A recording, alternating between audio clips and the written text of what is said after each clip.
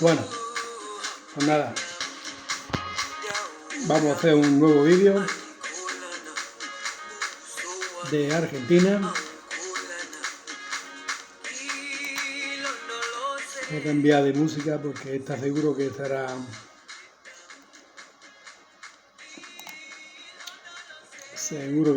de esta codificada, que te borran el vídeo. Y cualquiera de estas que ya no... Venga, esta misma. Y además esta dura 7 minutos y esta 15, 22. Más o menos lo que va a durar el vídeo. Bueno, pues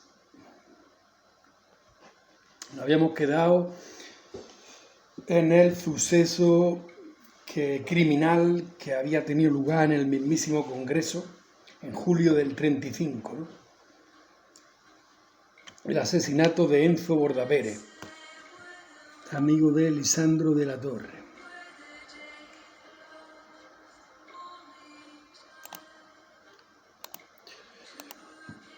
Bueno.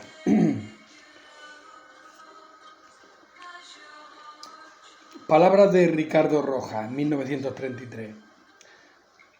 Esto es, como habíamos visto que había muerto Irigoyen y apenas pasé de pasada, ¿no? Que murió en el 33, entonces Ricardo Rojas dice: Irigoyen entra en la inmortalidad. Sus enemigos han estado 3 años mordiéndolo con saña para deshacerlo y aún no saben que mordían bronce.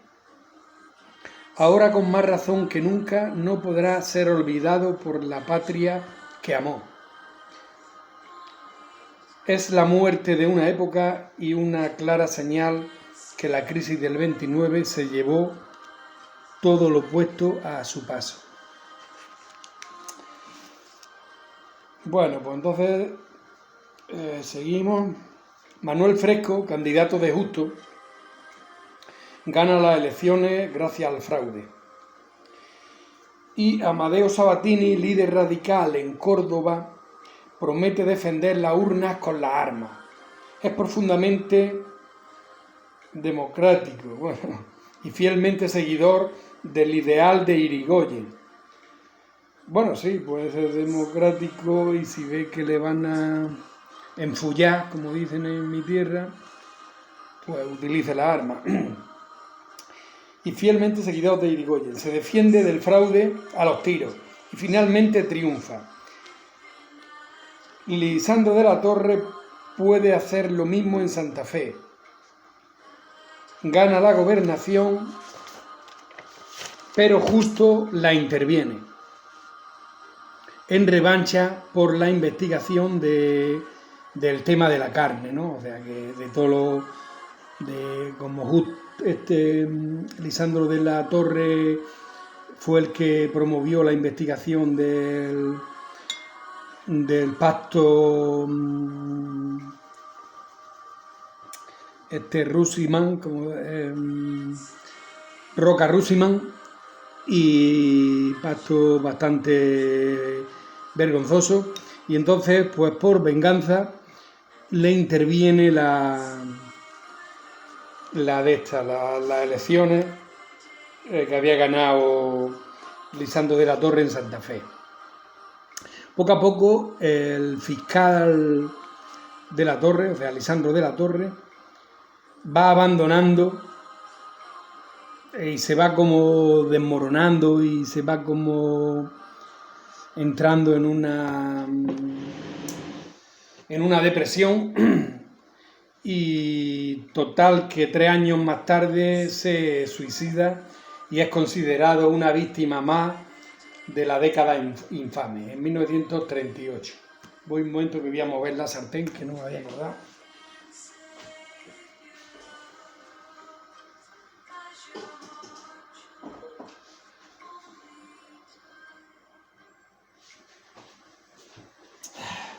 Que tenga ahí una verdura a fuego lento. Y justo lo que tarde en hacer el vídeo estará. Bueno, pues entonces Por tanto, Lisandro de la Torre se quita la vida en el 38. Otra víctima más de la década infame. Como resumen, digamos que el proceso de la década de los 30 que transforma la sociedad argentina económica del país ante la escasez de productos importados, muchos comerciantes y distribuidores deciden invertir en pequeños talleres y desarrollar sus productos. También las empresas de Estados Unidos prefieren instalar sus fábricas en el país antes de tener que seguir pagando los grandes impuestos, los aranceles aduaneros. Por tanto, hay una asociación de empresas, o sea, la clase terrateniente se asocia con las empresas de Estados Unidos, ¿no? Con el capital extranjero, y no con estos pequeños argentinos con escasa tecnología, pero que necesitan mucha mano de obra. Esto es conocido como la sustitución de importaciones.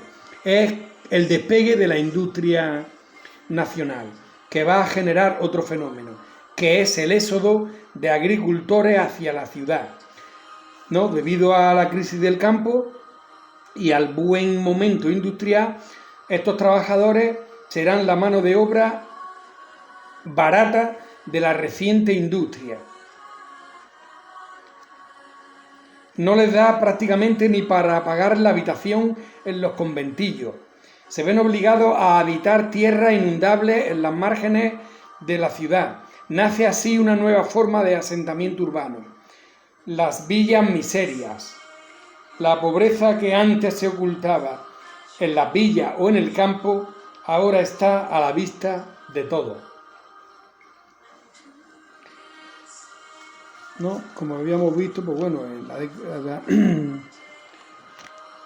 o sea, resumiendo, pues eso, que ante la escasez de productos importados, deciden los comerciantes y distribuidores invertir, se forman pequeños talleres y se empiezan a desarrollar una pequeña industria, no con mucha tecnología, pero que sí va a necesitar de bastante mano de obra, y unida también a capital extranjero americano que prefiere crear la fábrica allí antes de pasar por la aduana, y esto va a crear un despegue industrial en Argentina, que va a traer mucha mano de obra del campo, que está dando muy malos resultados, y entonces pues va a haber un éxodo. La mano de obra es barata, o sea, no se van a poder prácticamente ni pagar las habitaciones, tienen que irse entonces a las villas miserias, y es lo que dice que lo que antes estaba oculto en el campo, pues ahora ya está a la vista de todos. Comienzan a organizarse pues los obreros, y justo tiene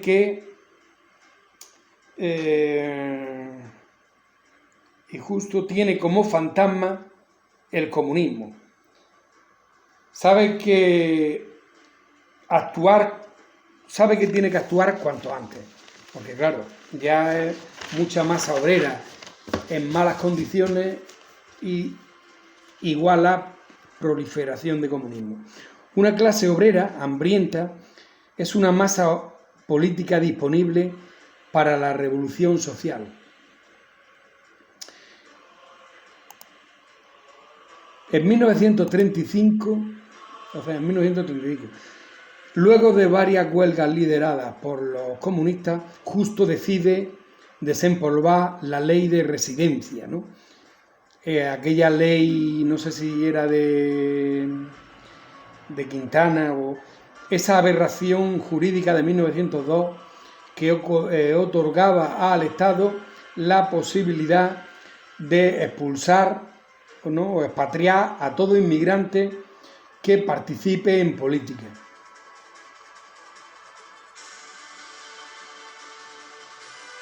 Justo sabe que no es suficiente con prohibir el comunismo, necesitan nuevas ideas, como las que representa, el gobernador de Buenos Aires, el doctor Manuel Fresco. Cree en dar un cierto bienestar a las familias obreras, impulsa la construcción de 50.000 viviendas económicas y una profunda reforma educativa. Busca sustituir los ideales democráticos y laicos por una moral religiosa y unos valores tradicionales y familiares. Estamos hablando en el 1930 y tantos. Bueno, esto luego lo copió Franco en los primeros años, sí, cuando lo dejaron solo, ¿no? Después de la conferencia de Potsdam. Entonces le hacen un embargo y él pues se refugia en la religión. También fomenta el deporte. Su acercamiento a las ideas del fascismo italiano lo llevan a pensar que un cuerpo sano no puede enfermar ideológicamente. Si queremos una patria grande y rica, es indispensable que sus hijos sean sanos y fuertes para que puedan engrandecerla con el trabajo y defenderla con la misma pujanza con que la hicieron nuestros mayores. Fresco renueva la arquitectura bonaerense bajo el lema Dios, patria y hogar. Fresco busca disciplinar y manejar a la clase trabajadora. El gobierno arbitra entre obreros y patrones. Permite reclamo sindical solo aquel que le parece justo y no representa una amenaza. Pero siempre a la izquierda está dispuesto a reprimirla con todo rigor.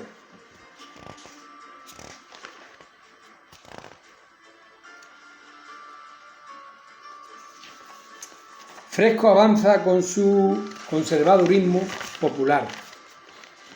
En Córdoba, que es llamada la isla democrática, porque allí están la UCR, los radicales Sabatini, cree en la libertad política. Cree en tres ejes: justicia social, libertades públicas y la defensa de la democracia. Incluso hasta los comunistas le apoyan. Allí no tenían políticos presos, a diferencia de Fresco, ni sindicatos intervenidos. Sabatini promueve una política de austeridad que genera un superávit fiscal y por tanto puede encarar un ambicioso plan de obras públicas. ¿No? Sabatini en Córdoba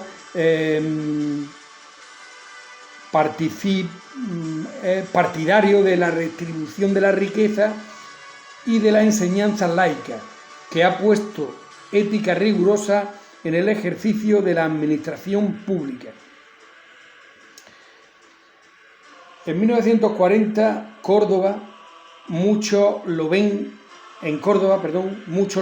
¿no?, a Sabatini como futuro presidente. Fresco también tiene el mismo sueño, ¿no? Manuel Fresco.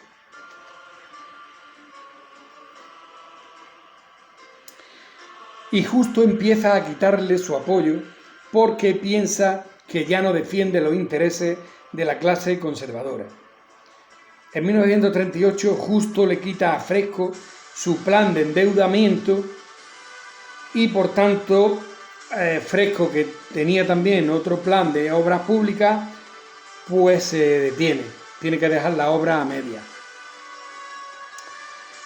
De 1930 a 1937 Argentina no tiene una verdadera democracia.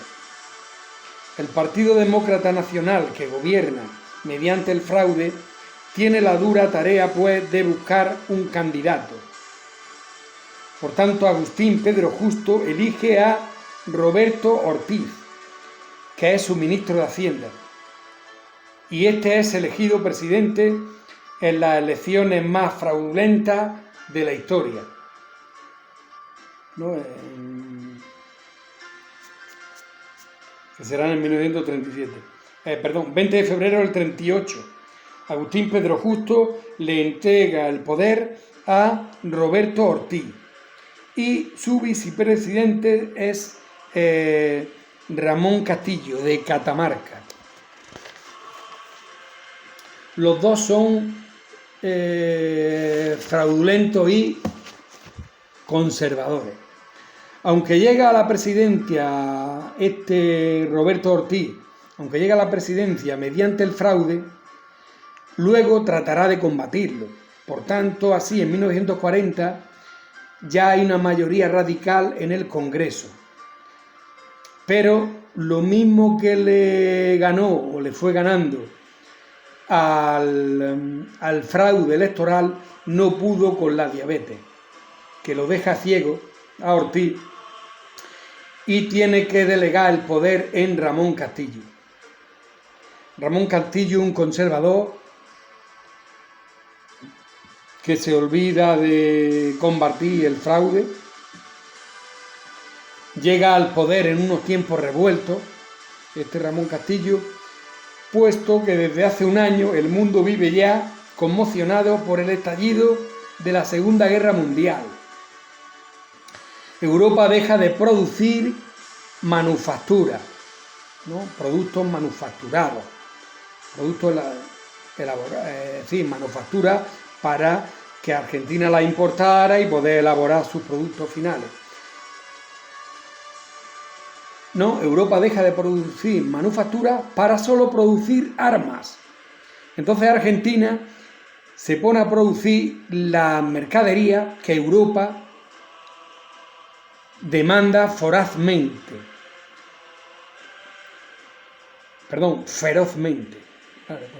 Claro, Europa, como solo produce armas, necesita consumir cosas. Y entonces Argentina se va a dedicar a producirlo. Por tanto, la industria se agiganta, con ella el poder de negociación de la burguesía industrial y, por tanto, la clase obrera, ¿no? Cuando viene bien para todos. Nuevamente llama, será Ramón Castillo, de ministro de Finanzas a Federico Pinedo, como ministro de Hacienda, ¿no? Aquel que fue el ideólogo del Tratado Roca-Russell. El Plan Pinedo desarrolló industria nacional, exportaciones a países limítrofes, construcción de viviendas para dar hogar a obreros y generar empleo. Pero nuevamente el manto de la corrupción cae nuevamente sobre el gobierno conservador.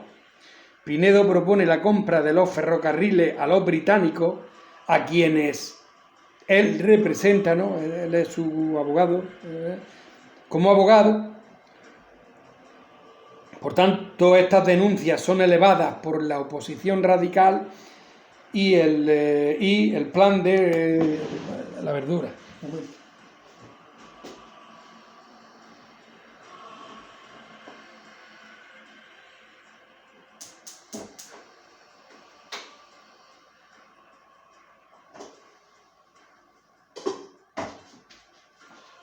Bueno, más esta sartén es muy buena, no se pega más al mínimo.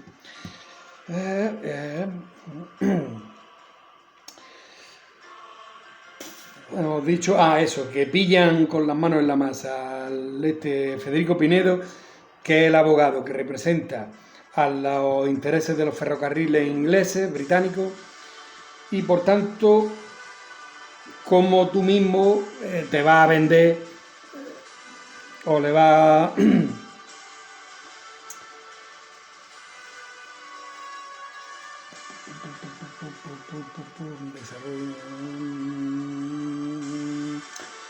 ¿cómo te vas a comprar tú los ferrocarriles a los británicos a los cuales tú representas, ¿no? Como abogado? Por tanto, es denunciado por la oposición radical y el plan de reactivación se trunca. muchos empiezan a temer que cuando termine la guerra, la Segunda Guerra Mundial, Argentina vuelva al modelo agroexportador y descienda a la industria, ¿no? Y también lo ve así la Iglesia y el ejército. Bueno.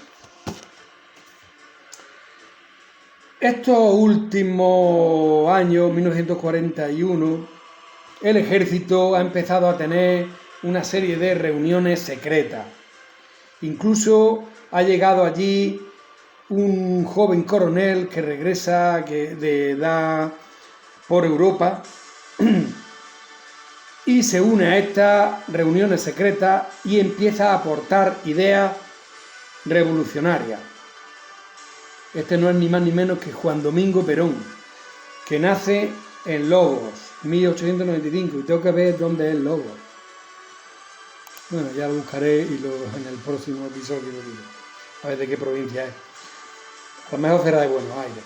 En 1938 pierde a su esposa y es enviado como agregado militar a la Italia fascista de Mussolini, donde experimenta en carne propia la fuerza social que empiezan a tomar los trabajadores.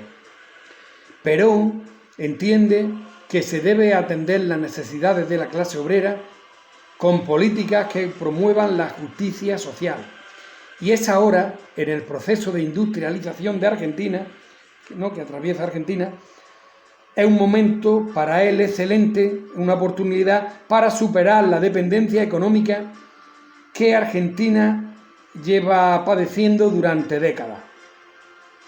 En 1941 se produce el ataque de Pearl Harbor, ¿no?, de Estados Unidos, de Japón a la flota de Estados Unidos. Por tanto, ya es cuando Estados Unidos ya se decidió a entrar en la Segunda Guerra Mundial, y Estados Unidos presiona a Argentina a abandonar su neutralidad, no para que forme parte de la guerra con los aliados, ¿no?, con Estados Unidos. Argentina se hace eco de este debate. El expresidente Justo proclama que hay que declararle la guerra al Eje, ¿no? El expresidente Justo, ¿no?, que representaba a los conservadores, más demócratas, progresistas, incluso radicales, incluso comunistas, claro, estaba todo el mundo con los aliados. Pero Amadeo Sabatini, que también representa a radicales, como ya sabemos, en Córdoba, a la que se le llamaba la Isla Democrática, propone la neutralidad y no aceptar la presión americana, como gran parte del ejército. Por tanto, Castillo permanece en la neutralidad, ¿no? Castillo, que es el actual, Ramón Castillo, el actual presidente, que fue el que fue vicepresidente de Ramón Ortiz, que se quedó ciego por la diabetes, y es Castillo. En marzo del 42 muere Alvear, la segunda figura del radicalismo más importante después de Irigoyen. Y ya han acabado las dos canciones que yo tenía como para los 25 minutos. Me queda un minuto, pues entonces muere Alvear. En julio del 42 también Ramón Ortiz. Aquí Justo, ¿no?, Agustín Pedro Justo, comienza a soñar con ser de nuevo presidente, pero en enero de 1943 muere también sorpresivamente.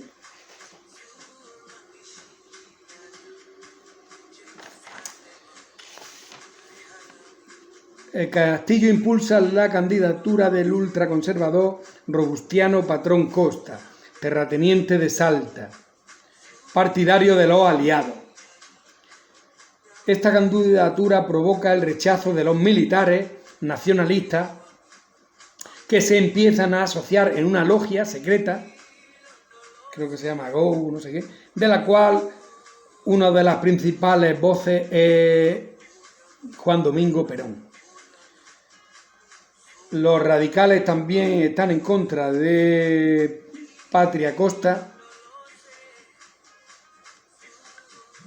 pero le proponen, en fin, esto ya es toda la trama para lo que se va a producir, que no es ni más ni menos que lo que va a catapultar un nuevo golpe, bueno, ya lo adelanto, ¿no? Un nuevo golpe de Juan Domingo Perón o de otro, vamos, del ejército, que él forma parte y luego él irá ascendiendo. Pero bueno, ya lo vamos a ver más detenidamente porque no quiero pasar mucho de los 25 minutos. Pues entonces ya está aquí para el siguiente capítulo. Ya esto ya se pone interesante.